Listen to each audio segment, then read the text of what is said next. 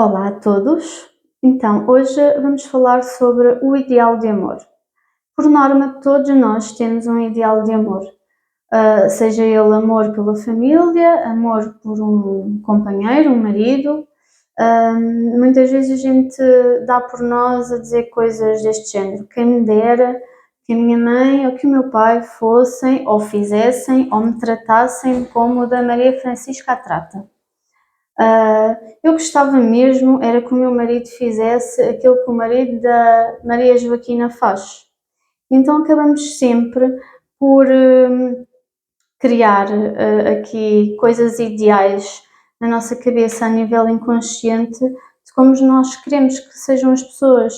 Hum, Muitas vezes tínhamos vontade de conseguir controlar aquilo que as pessoas fazem, nos dizem, como são, como reagem, ok? E quando isso não acontece, muitas vezes a nível inconsciente nós ficamos desiludidos, empobrecemos as nossas vidas porque aquela pessoa não correspondeu àquilo que a gente queria que ela fizesse, que ela dissesse, que ela agisse, e isto muitas vezes traz-nos coisas menos boas, porque imaginem, nós nunca vamos conseguir ter em alguém tudo aquilo exatamente que a gente quer. Aquela pessoa tem que ter a personalidade dela. Às vezes temos que avaliar se aquela pessoa, ou seja, se as características que aquela pessoa tem, que a gente não vai tanto em encontro ao nosso ideal, são realmente características graves, são coisas que a gente não pode ceder, porque nós toda a nossa vida vamos ter que fazer cedências em quase tudo, certo?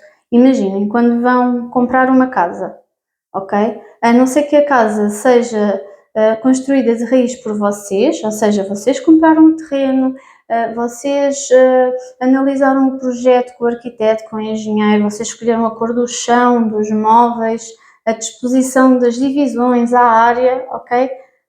Sem ser nesse caso, nós vamos ter, sempre fazer uma cedência quando compramos uma casa, ok? Ok, se calhar adoro esta casa, o sítio, a zona, tudo isso, mas não tem terraço. Então se calhar vou ter que ceder o terraço. Ou então imaginem outra situação. Gosto muito desta casa, deste sítio, no entanto não tem garagem. Então se calhar vamos ter que ceder a garagem. Ou imaginem que estão indecisos entre um e outro. Vão ter que escolher qual das coisas vão abdicar, ou do terraço ou da garagem, certo? E então nas nossas relações também funciona um bocadinho assim. Temos sempre que fazer escolhas e cedências e compreender que aquela pessoa também tem a sua personalidade, também tem os seus sentimentos e, tal como ela faz cedências, nós devemos de fazer também, ok? Por exemplo, em consultas, algumas vezes me deparo com frases deste género. Eu estou muito chateada com a minha mãe ou com o meu pai porque na altura que eu mais precisei, eles não estiveram lá. E eu pergunto, ok, mas de que forma é que não estiveram lá? Explico, o que é que aconteceu?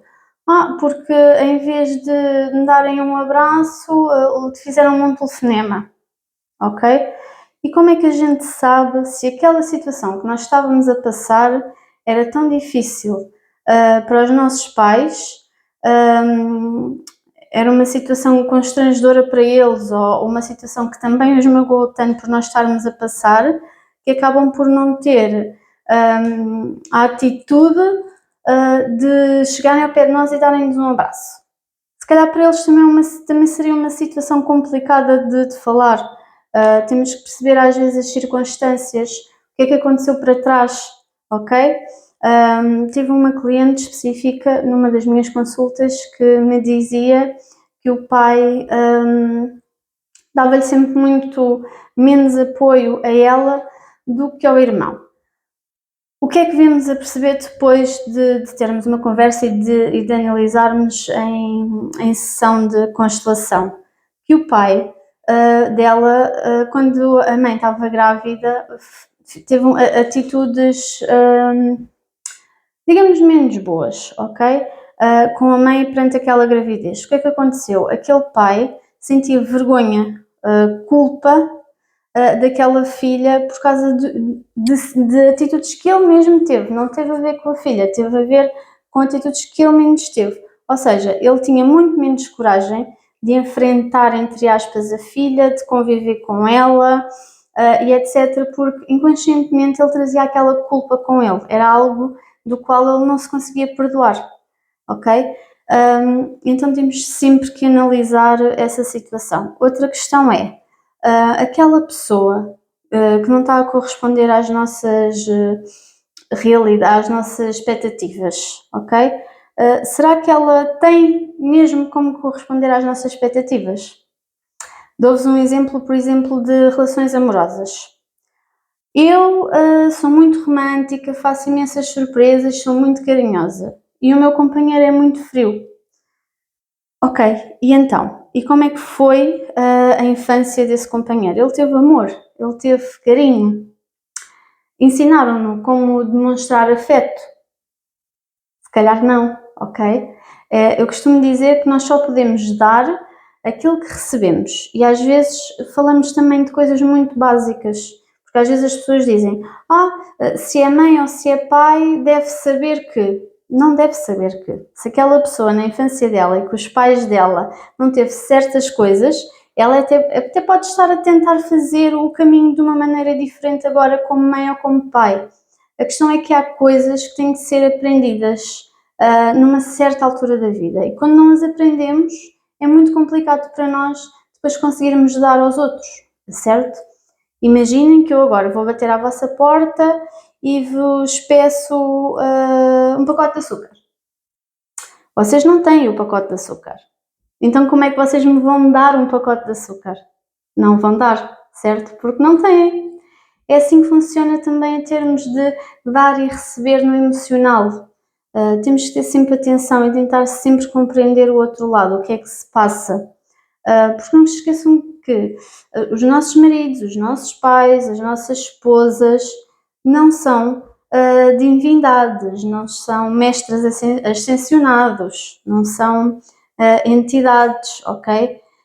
Elas são pessoas comuns como nós. Se nós próprios cometemos erros e muitas vezes fazemos coisas sem querer, sem ter aquela intenção, ou achamos que estamos a fazer tudo bem, tudo certo, a apoiar aquela pessoa imensamente como mais nada que a gente pudesse fazer, e depois na realidade aquela pessoa não o sente dessa forma, ok?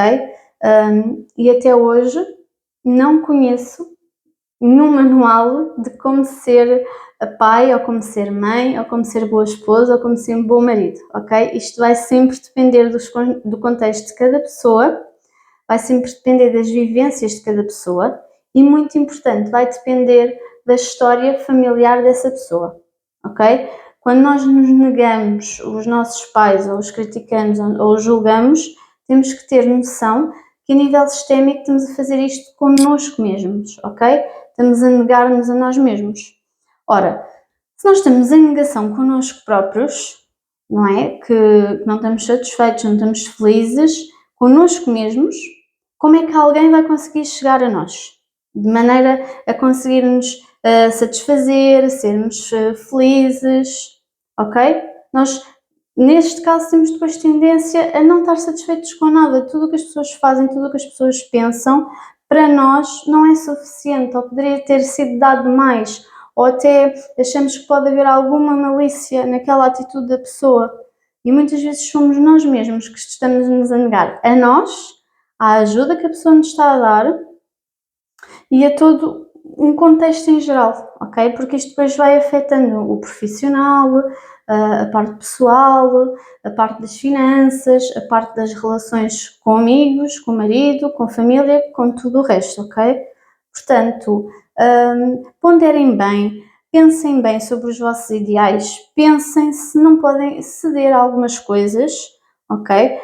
Só para continuarem a ter uma vida mais harmoniosa, ok? Se calhar aquele marido tem tudo perfeito, tudo aquilo que a gente gosta, mas tem ali uma coisinha que a gente menos gosta e há pessoas que se autobloqueiam ali, ok? Que não conseguem colocar na balança que têm 90% de coisas boas e têm 10% daquelas coisas menos boas. Temos que ponderar. se esses 10% são assim tão significativos, são assim tão importantes que a gente não possa abrir uma cedência e adaptar-nos a eles, ok? Fica aqui esta dica para hoje. Um grande beijinho a todos!